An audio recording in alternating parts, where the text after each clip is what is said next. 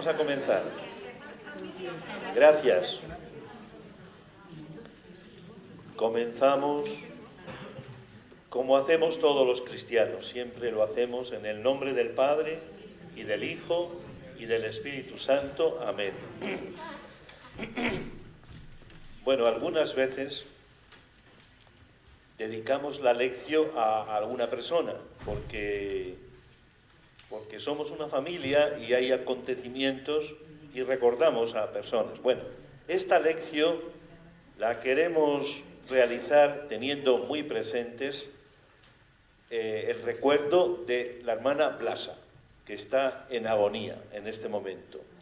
La hermana Blasa ha trabajado muchos años en el CIPE y quizás la recordéis. Ella tenía aquí, cuando nos reuníamos para hacer algo, tenía la misión de acoger a las personas. Estaba allí en el fondo saludando a cada persona que entraba. Bueno, pues entonces, en este momento en el que está ya muy mal, le ofrecemos nuestro cariño, y esta lección la hacemos con el recuerdo y orando también por ella en este momento de paso de las cañadas oscuras. Bueno, y dicho eso, pues hoy tenemos la lección divina de otro evangelista que es el evangelista San Juan, y el texto es 1:29-34, casi al comienzo, después del prólogo impresionante del evangelista Juan. Pues también antes de empezar con la actividad de Jesús, con los signos de Jesús, nos relata este encuentro del Bautista con Jesús. Y invocamos al Espíritu Santo. Espíritu Santo, ven, ven. Espíritu Santo, ven, ven. Espíritu Santo, ven, ven. En el nombre del Señor. Bueno, y hemos puesto aquí unos textos de la carta del Papa Aperuit Illis. Como ya hemos hablado de esto, ya sabéis qué significa Aperuit Illis. ¿Qué significa? Les abrió el entendimiento para entender las Escrituras. Y esto ocurrió en el camino de Maús, cuando los dos discípulos iban muy desalentados, y Jesús les abre el entendimiento para entender el camino de Él. Bueno, entonces, ya os dije también, y creo que lo sabéis por otros medios, que el domingo tercero del tiempo ordinario, por tanto, la próxima lección que hagamos sobre el tercer domingo del tiempo ordinario, este es el segundo domingo, en la Iglesia se celebra el día de la palabra de Dios.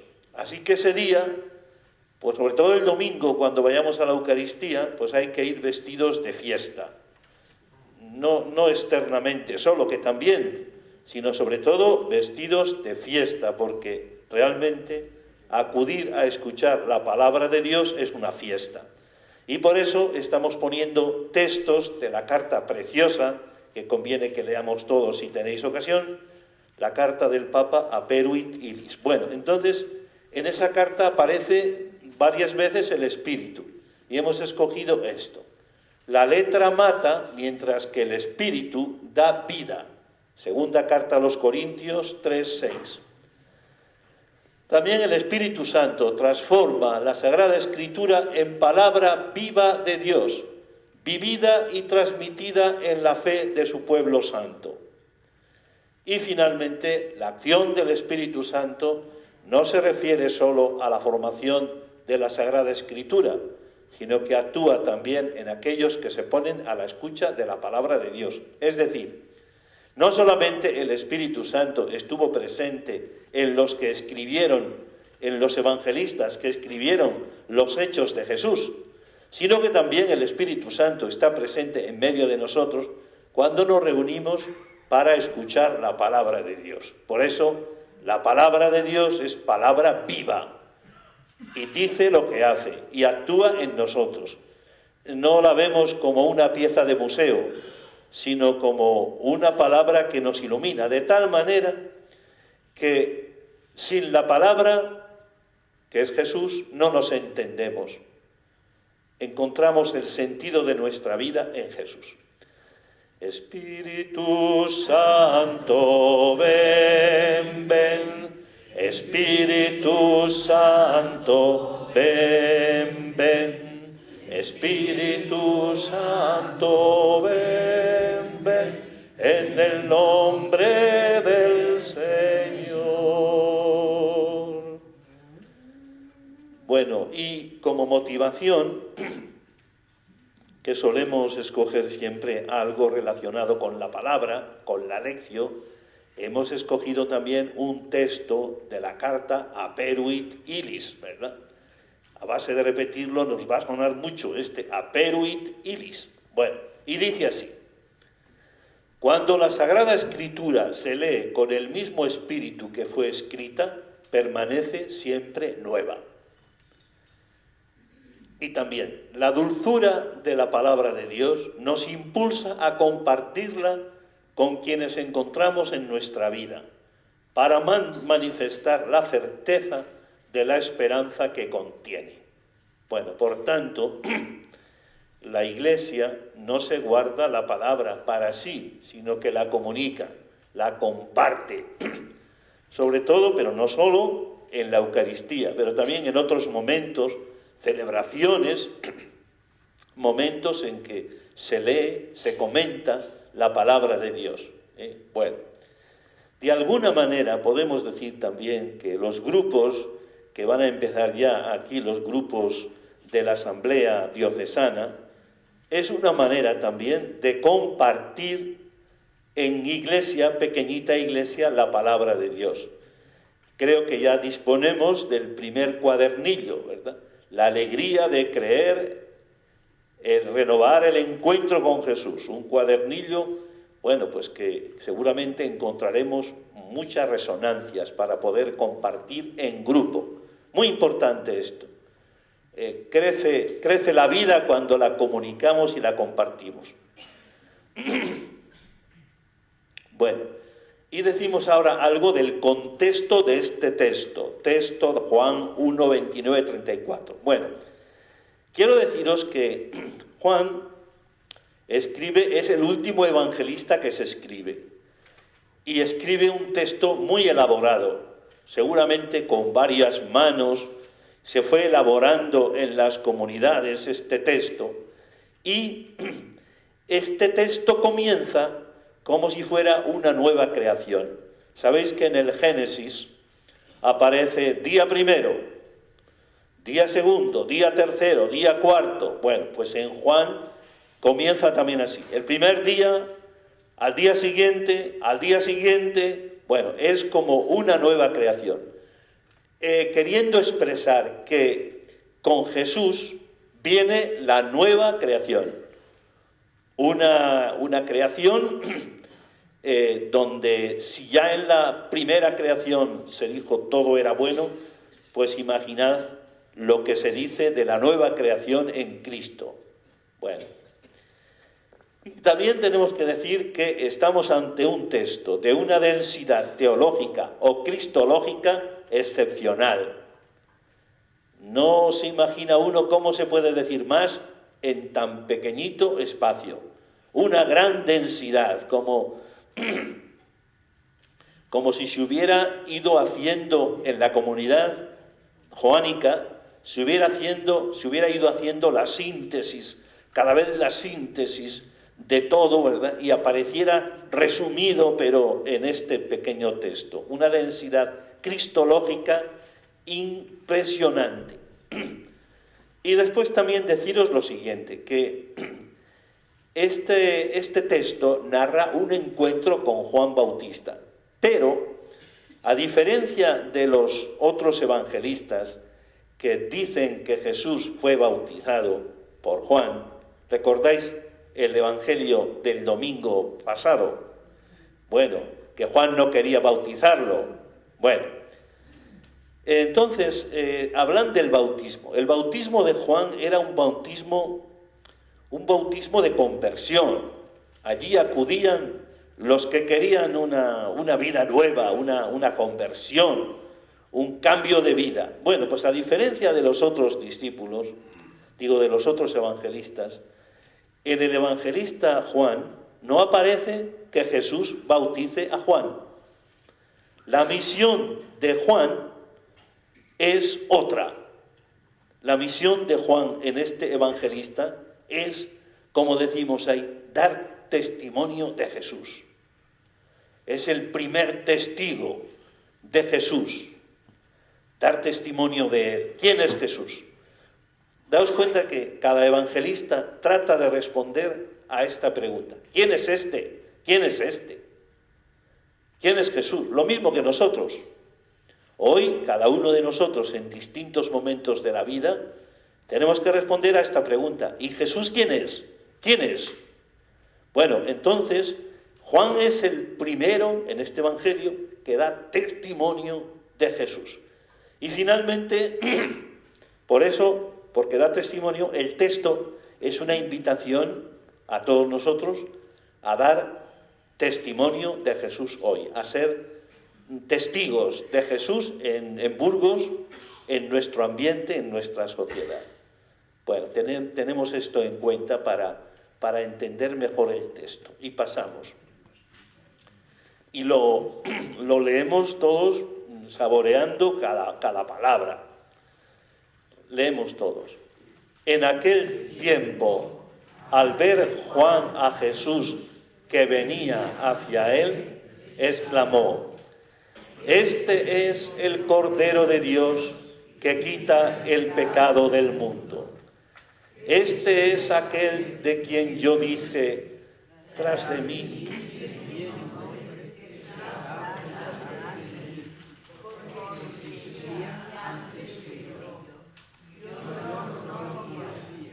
Pero he salido a bautizar con agua para que sea manifestado a Israel.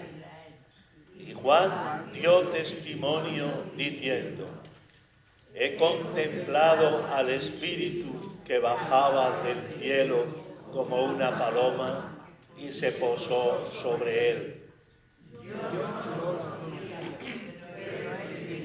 A bautizar con agua me dijo: Aquel sobre quien veas bajar el Espíritu y posarse sobre él, ese es el que bautiza con Espíritu Santo. Y yo lo he visto y he dado testimonio de que este es el Hijo de Dios. Bueno, es tan denso el texto que tendríamos que volver a leerlo despacito muchas veces. Daos cuenta, nosotros los domingos y los días de solemnidad, después de la homilía, ¿qué decimos? El credo, ¿verdad? La comunidad expresa su fe en Jesús, su fe en el Padre, en el Hijo y en el Espíritu Santo. Y es un momento muy solemne.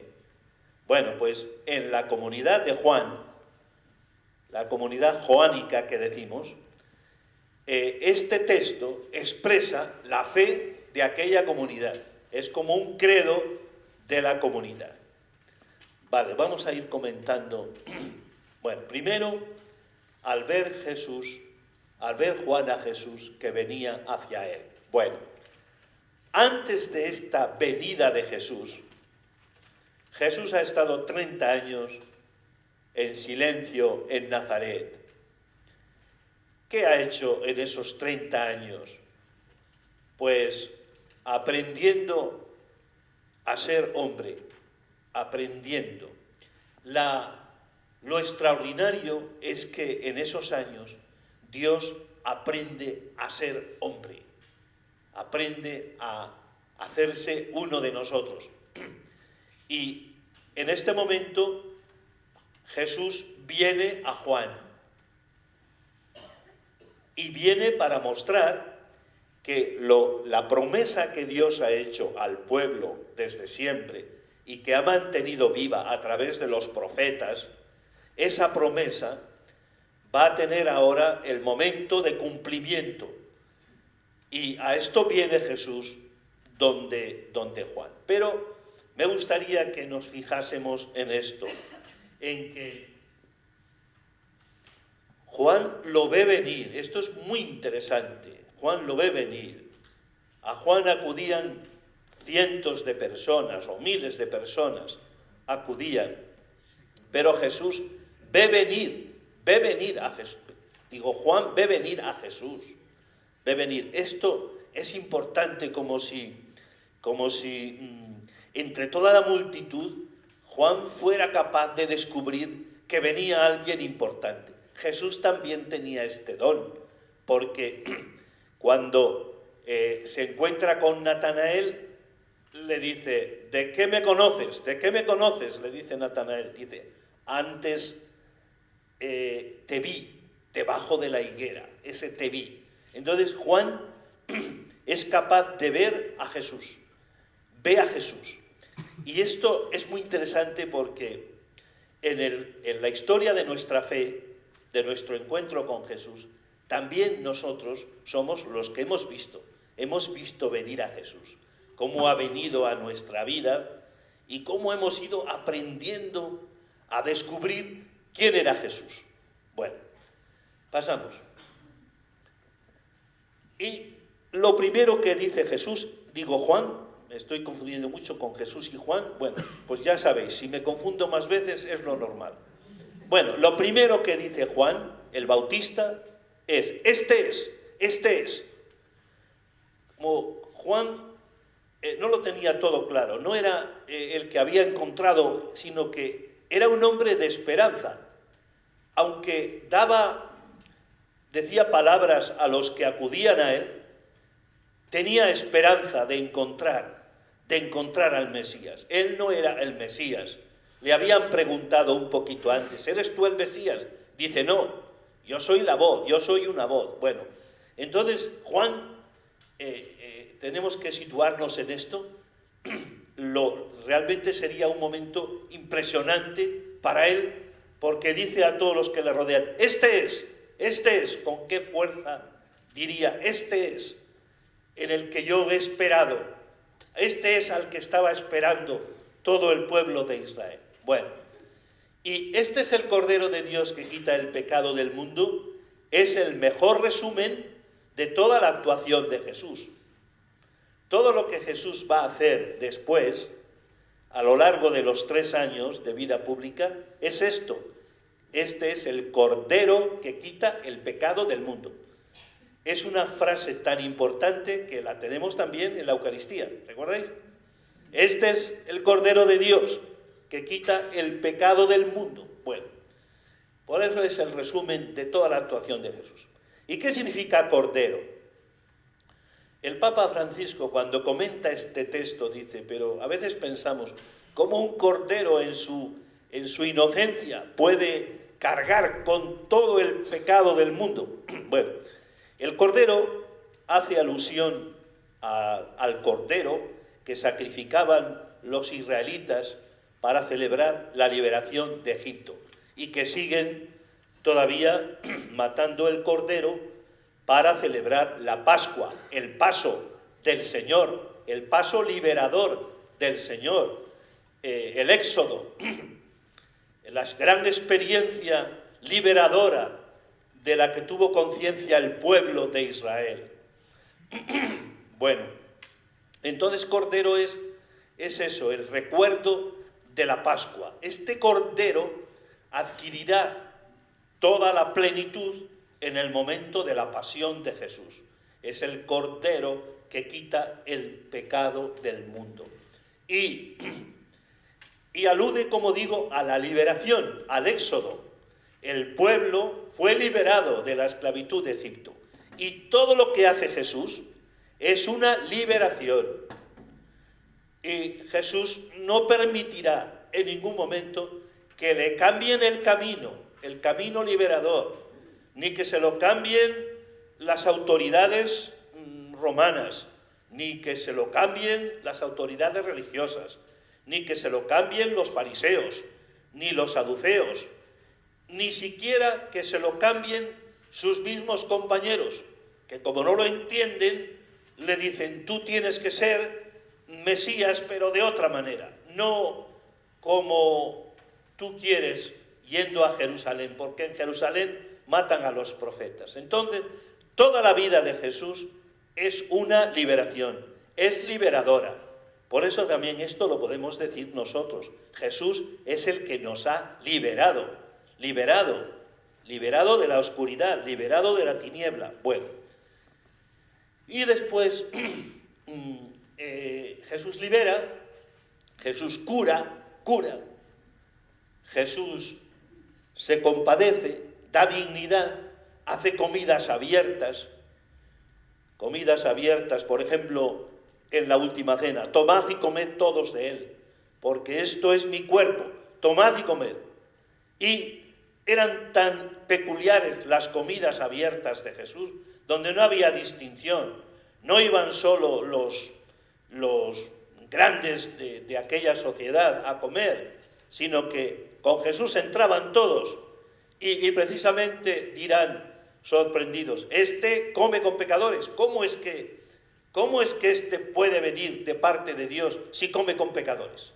Cuando al pecador había que apartarlo, pero Jesús come con pecadores. Y la forma de comer de Jesús era tan peculiar que los discípulos de Emaús, ¿recordáis cómo lo reconocieron? Al partir el pan. El modo que tenía Jesús de partir el pan y de entregar el pan. Bueno, por eso hace comidas abiertas. Y Jesús se va a presentar a Dios, sobre todo por medio de las parábolas, lo va a presentar como una mujer feliz que encuentra una moneda. Dice, ¿sabéis cómo es mi padre? Mi padre es como una mujer que se le pierde la moneda y barre toda la casa y la encuentra, y cuando la encuentra se llena de alegría. Así es mi padre. ¿Y sabéis cómo es mi padre? Pues mi padre es como uno que se pone el delantal y empieza a servir a la mesa. Así es mi padre. ¿Y sabéis cómo es mi padre? Y les cuenta la parábola preciosa, impresionante, del hijo pródigo o del padre bueno, del padre del hijo pródigo. Bueno, entonces aquí nos interesa destacar esto. Este es el cordero que alude a la experiencia liberadora del éxodo, salvadora del pueblo, y Jesús realiza también la experiencia liberadora de nosotros. Bueno, el verbo traducido, el verbo que en griego aparece como quitar el pecado, ese verbo significa, en realidad, significa levantar, poner sobre sí. ¿Por qué? Acordaos de algunos textos también del Evangelio, cuando una persona aparece ante Jesús postrada, hundida, sin dignidad humana. ¿Qué le dice Jesús? Levántate y anda. Y aquella mujer, ¿qué le dijo?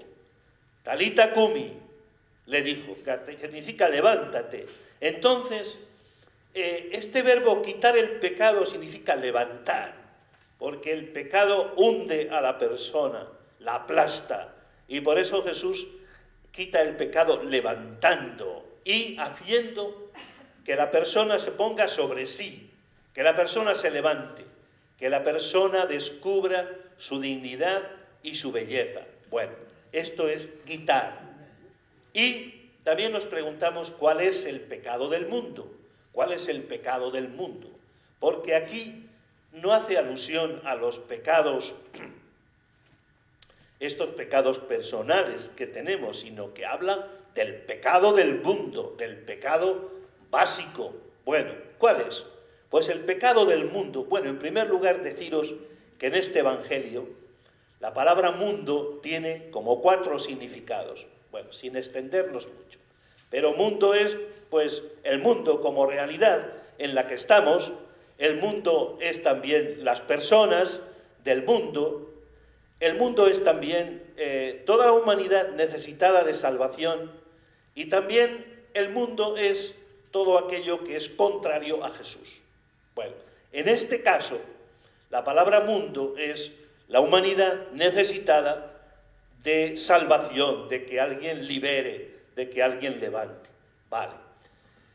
¿Y cuál es el pecado, este pecado del mundo? Pues el pecado del mundo es todo lo opuesto a la humanización, todo lo opuesto al ser humano, todo lo que se opone al ser humano. Eso es el pecado del mundo, debido a la ignorancia y debido también a la inconsciencia. Por eso Jesús libera curando, porque, y en la cruz dirá, perdónalos, ¿recordáis? Perdónalos porque no saben lo que hacen. Claro, eso a nosotros a veces nos cuesta. ¿Cómo que no? ¿Cómo que no? Bueno, pues Jesús ve hasta el pecado, lo ve con inocencia, con limpieza. San Juan de la Cruz tiene un texto también que dice que cuando uno ha tenido un encuentro fuerte con Jesús, sale a la vida como Adán en la inocencia. Todo lo ve limpio, ¿verdad? Todo lo ve limpio. Se le han limpiado los ojos por dentro. Bueno. Y el pecado será lo que impide al ser humano desarrollarse como persona. Bien. Y Jesús, como he dicho antes, viene a abrir caminos de éxodo y caminos de libertad. Por tanto, el pecado, los pecados grandes del mundo son que hay mucha gente que no tiene para comer. Este es un pecado gordo.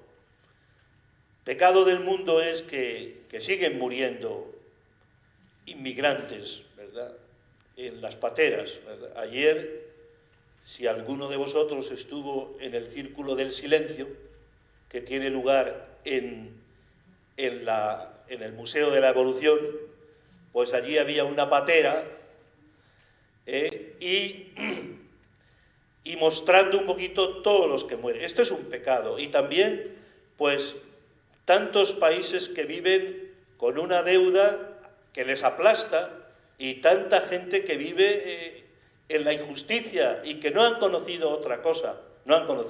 Bueno, estos son los pecados grandes. Por eso, quitar el pecado para nosotros será poner nuestro granito de arena también en esto. A veces decimos, ¿y yo qué voy a lograr? Hoy, por ejemplo, viene a Burgos, en esta hora estará hablando la responsable de la conferencia episcopal de la trata, ¿verdad? Bueno, en algún sitio, no sé dónde, está hablando, habrá también un grupo de personas. Bueno, entonces, cada vez que participamos un poquito, estamos quitando el pecado del mundo. Bueno, ha habido etapas en la historia en las que lo que más nos ha importado ha sido el pecado personal. A nosotros ahora estamos en un momento en el que parece que importa más el pecado global que el pecado personal. Quizás nosotros nos encontramos un poquito a medias, ¿verdad? Somos conscientes de nuestro pecado personal, pero también vamos adquiriendo conciencia de que hay que quitar el pecado del mundo, este pecado que hace que muchos millones de personas vivan sin dignidad y sin libertad. Bueno, estamos, como digo, ante algo grande. Hay un salmo muy bonito que os sonará. Dice, oigo un lenguaje desconocido. ¿Cómo sigue? Oigo un lenguaje desconocido. Retiré sus hombros de la espuerta. Bueno, esto es lo que viene a hacer Jesús, retirar los hombros de la espuerta que está encima, y este es un lenguaje desconocido, un lenguaje de dignidad, de libertad, de aprecio al ser humano. Pasamos. Bueno, tras de mí viene un hombre que está por delante de mí porque existía antes que yo. Como os decía antes, Juan vive con esperanza de encontrar. El ser humano es un buscador, es un buscador. Y esto es muy grande, ¿verdad? San Juan de la Cruz tiene unas estrofas preciosas, buscando mis amores, iré por esos montes y riberas, etcétera, precioso. Y San Juan de la Cruz dice algo también muy bonito y que tiene mucho que ver con esto, porque Juan es un buscador. Pero ¿quién es el que busca a Juan? ¿Quién busca a Juan? Jesús, ¿verdad? Y entonces Juan de la Cruz dirá que mucho más de lo que nosotros buscamos a Dios, Él nos busca a nosotros. Precioso esto. Él nos busca a nosotros. Es un buscador. Está llamando a la puerta, dirá también en el Apocalipsis, por si alguien oye y le abre para entrar y hacer una fiesta y cenar juntos. Bueno, entonces Juan no conocía, el Bautista no conocía a Jesús. Claro, lo podemos decir, pero bueno, ¿cómo es que no lo conocía? Si eran primos. Bueno, no conocía a Jesús en esta dimensión nueva que presenta a Jesús. No le conocía así. Bueno, y ahora, ante Jesús, Juan se coloca en su sitio cuando coloca a Jesús en su sitio. Y esto también es muy importante para nosotros, porque así como tenemos que responder a la pregunta ¿y quién es Jesús?, también tenemos que responder a la pregunta ¿y quién soy yo? Y se nos conceden unos años de vida para responder a esta pregunta ¿quién soy yo? Y resulta que yo me conozco cuando le conozco a Él. Descubro quién soy yo cuando descubro quién es Jesús. Y esto le pasa a Juan. Se coloca en su sitio cuando coloca en su sitio a Jesús. Y palabras sorprendentes del Bautista, porque de alguna manera lo que está en juego es que él, el que viene, es el esposo que tiene derecho a la esposa y establece con la esposa la nueva alianza. ¿Quién es la esposa? La esposa es la humanidad. Jesús es el esposo que viene a las bodas con la humanidad. Recordad, por ejemplo, cómo los místicos han entendido el encuentro de Jesús con nosotros como ¿qué? Como unas bodas. Bueno. ¿Y Juan qué hace? Pues Juan se queda, yo no soy digno de desatar la correa de la sandalia. Bueno, pasamos. He contemplado al Espíritu que bajaba del cielo como una paloma y se posó sobre él. Ese es el que bautiza con Espíritu Santo. Bueno, muy interesante esto, porque Juan ve a Jesús como aquel en el que actúa la plenitud del Espíritu. Y eso es lo que le ha fascinado. Podemos decir que también nosotros. ¿Por qué creemos en Jesús? ¿Por qué creemos en Jesús? Porque hemos visto en Él, vemos en Él la plenitud del Espíritu Santo. Vemos en Él eso. Y esto fue lo que vio Juan, la plenitud del Espíritu. Y ve a Jesús no solo el que tiene la plenitud del Espíritu, sino el que mete a todos en esa plenitud del Espíritu. Lo que Jesús ha vivido, quiere que lo vivamos todos. Bueno, y quiere, por tanto, que todos nazcamos de este Espíritu. Recordad un episodio que viene dentro de un ratito en el Evangelio de Juan, que es el encuentro con Nicodemo. Y Nicodemo sabía muchas cosas, pero no había descubierto que todos tenemos que nacer del Espíritu. El Espíritu es como el viento que sopla donde quiere. Bueno, bautizar con Espíritu es comunicar la misma vida divina. Por eso, ser cristianos es tener la misma vida de Dios. Como creo que hemos dicho alguna vez, a veces los cristianos, en vez de dar el paso a la vida nueva de Jesús, nos hemos quedado con la experiencia del bautismo con agua de Juan el Bautista. No sé si esto se entiende, ¿verdad? Tratamos de cumplir cosas, Si no las cumplimos nos sentimos mal, tratamos otra vez de hacer propósitos, pero la vida nueva en Jesús, el bautismo en el Espíritu Santo, eso es lo que realmente muestra que somos seguidores, discípulos de Jesús. Y una cosa también sorprendente, ¿verdad?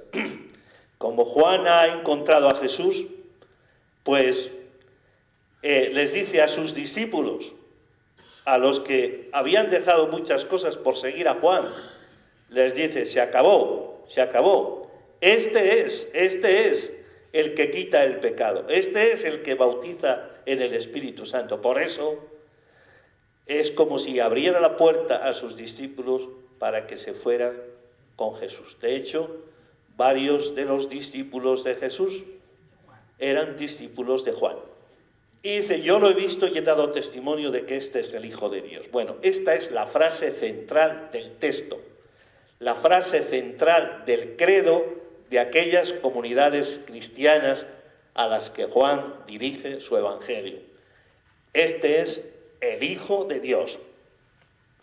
Y en esta frase se nombran dos temas muy queridos para este evangelista. El primero es que Jesús es el Hijo amado de Dios. Y el segundo es el tema del testimonio. Dos temas, por tanto, muy importantes para este evangelista. Jesús, el Hijo de Dios, el Hijo amado, y el tema del testimonio. Juan da testimonio de Jesús. Y el tema del testimonio será muy importante en este evangelista. Por ejemplo, dirá, de lo que hemos visto y oído, os damos testimonio. Por ejemplo, en la primera carta de San Juan, también en Juan 19, hablará de esto, ¿verdad? Bien, no sé si o de lo que hemos visto y oído, os damos testimonio para que la alegría, vuestra alegría sea completa. Bueno, y esta es la primera persona que aparece como testigo en este evangelio. Y fijaos qué tres frases fuertes dice. Primera, este es el Cordero de Dios que quita el pecado del mundo. Segunda, he visto al Espíritu bajar como una paloma que viene del cielo y permanecer sobre él. Y tercera, y lo he visto y atestiguo que él es el elegido, el Hijo de Dios. Todos estos títulos referidos a Jesús son títulos salvíficos y no se puede decir más con menos palabras. Bueno, ahora, como sabéis, estamos también en la Iglesia diocesana, estamos en las ya famosa Asamblea Diocesana, que es un momento muy importante. No se trata solo de perder una hora al mes o a los 2 meses para reunirnos, no. El tema es más vital, porque de alguna manera nuestro obispo, ha descubierto que los cristianos de nuestra diócesis tienen dificultad para confesar su fe en Jesús. Y por lo tanto, ha hecho una llamada muy fuerte para que estas comunidades nuestras sean capaces de descubrir quién es Jesús. Lo mismo que lo descubrieron las comunidades de Juan Evangelista, ¿verdad? Y que nos regalaron este hermoso credo. Bueno, pasamos adelante. Y, como ya os he dicho también, Juan Evangelista pone en este evangelio la fe de las comunidades a las que él se dirige. Estas comunidades del siglo I, finales del siglo I. ¿Quién es este hombre? Os he dicho antes, ¿quién es este hombre? Pues Jesús lo ven como una presencia de Dios, como en ningún ser humano. Mira que hemos visto gente buena, ¿verdad? Yo muchas veces me hago esta reflexión. He visto gente muy buena, pero como tú, Jesús, ninguno. Bueno, entonces, Jesús es así y actúa así porque está lleno del Espíritu Santo, porque es obra del Espíritu Santo. Pasamos. A Jesús no le explica un cerebro excepcional, no es que Él tenga un cerebro excepcional, ni una educación magnífica, ni nada de lo que explica a veces a las personas notables o a los genios. ¿Qué es lo que explica a Jesús? La fuerza del Espíritu, que Dios estaba con él, de tal manera que fueron capaces en esa comunidad de decir, este es el Hijo de Dios, este es el Cordero y este es el que bautiza con Espíritu Santo. Bueno, respuesta a la palabra. Algunas preguntas por si os pueden ayudar. La primera, ¿qué significa para ti hoy ser discípulo misionero? ¿Qué significa? Bueno, ya sabéis que, como os he dicho otras veces, esta parte tendríamos que compartirla y estar aquí otras 2 horas escuchándonos unos a otros. Pero bueno, las cosas tienen sus limitaciones, pero la pregunta está ahí. ¿Qué significa para ti hoy ser discípulo misionero? Como somos creyentes en Jesús, ¿cómo verbalizamos la fe? ¿Cómo hoy la Iglesia que está en Burgos pone en nosotros palabras para decir esta fe? Palabras de hoy. Cómo el Papa Francisco pone en nosotros palabras para decir nuestra fe. Tercero, ¿cómo das testimonio de Jesús? Como lo dio Juan Bautista, ¿verdad? Que detuvo toda su tarea de bautizar y dio testimonio. Este es. Y también te sientes llamado o llamada a abrir caminos de liberación a tu alrededor para quitar el pecado del mundo. No basta con que yo quiera ser bueno, es que no puedo ser bueno sin quitar el pecado del mundo. No puedo, ¿verdad? Por eso participar cada uno como buenamente pueda y con sus fuerzas. Pasamos adelante. Y oramos la palabra. Este texto, esta oración también es de la carta del Papa a Perui Tilis. Y la podemos leer entre todos, orando la palabra. ¿Quién es capaz, Señor, de penetrar con su mente una sola de tus frases? Como el sediento que bebe de la fuente, mucho más es lo que dejamos que lo que tomamos.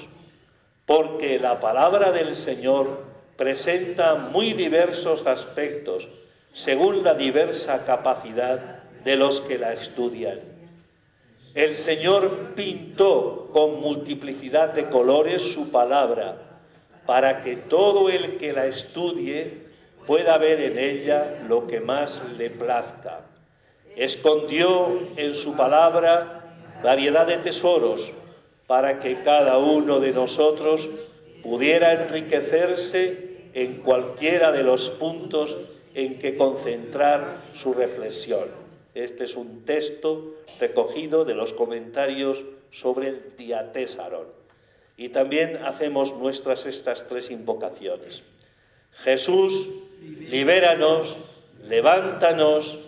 Jesús, bautízanos con Espíritu Santo. Jesús, tú eres el Hijo de Dios. Y confiamos en este Jesús.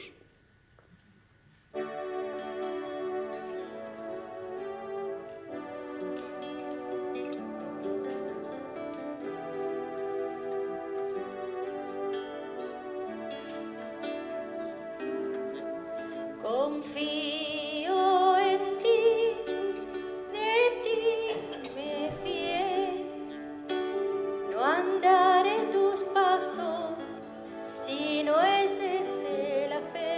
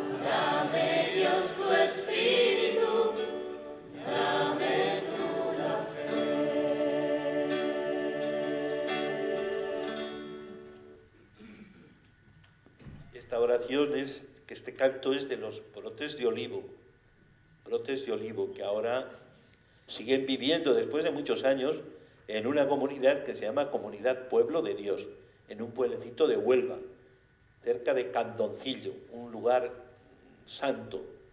Bueno, y terminamos con ser testigos, y todo lo que hay ahí es muy interesante, pero diríamos que somos testigos cuando ponemos, por decirlo con una expresión, cuando ponemos amor donde no hay amor, en expresión de San Juan de la Cruz. Y vamos a ver un testimonio de una joven polaca, en la JMJ que tuvo lugar en Polonia. Vamos a ver este testimonio de cómo ella se convirtió, experimentó a este Jesús que quita el pecado. Redaktor naczelną czasopismo Modzie. El domingo 15 de abril del 2012 nie miałam nic wspólnego desperté z en mi casa en Kościołem. Lodz, Myślałam, la tercera ciudad más grande de Polonia. z fajnymi chłopakami. En ese tiempo yo era la jefa de redacción de una revista de moda y llevaba 20 años sin tener nada que ver con la iglesia. Obudziłam się z bardzo głębokim Tenía éxito en el trabajo, salía con chicos guapos, vivía de fiesta en fiesta. dalekie od dobra. Ese era el sentido de mi vida. Że potrzebuję iść tego dnia. Todo genial. Nie bardzo wiedziałam, jak to się robi. Pero un día me desperté pensando que lo que estaba haciendo quizás no estuviera bien. Entendí que necesitaba confesarme ese mismo día. No sabía cómo se hacía, Rozumiałam to. por eso busqué en Google la palabra confesión. A ja siedzę obojętnie w swojej kuchni. En uno de esos artículos que encontré, leí la siguiente frase: Bardzo mnie to poruszyło. Dios murió por amor hacia nosotros. Lo entendí perfectamente. Wziąłem kartkę, Dios murió por amor hacia mí. napisane. Quiere darme una vida en plenitud. Y yo, indiferente, me quedo sentada en la cocina fumando un cigarrillo. Że znałam wszystkie 10 przykazań. Así lo percibí. Poważny moment. Me eché a llorar. Tomé una hoja de papel y me puse a anotar mis pecados. Los tenía todos muy claros. Mi conciencia me lo decía. Muszę porozmawiać z księdzem. Znalazłam w internecie Vi informację. que incumplí con todos los mandamientos. Sentí la necesidad de hablar enseguida con un sacerdote. En internet encontré la información de que habría confesiones en la catedral a las 3 de la tarde. Corrí allí, pero temí que el sacerdote me dijera: tus pecados son demasiado graves, no puedo hacer nada por ti. Pese a ello me atreví. Me acerqué al confesionario y lo conté todo. Lloré mucho haciéndolo. El sacerdote no decía nada. Cuando terminé me dijo: es una hermosa confesión. No sabía bien a qué se refería, no había nada hermoso en lo que acababa de confesar. ¿Sabes qué día es hoy? El domingo de la misericordia. ¿Sabes qué hora es?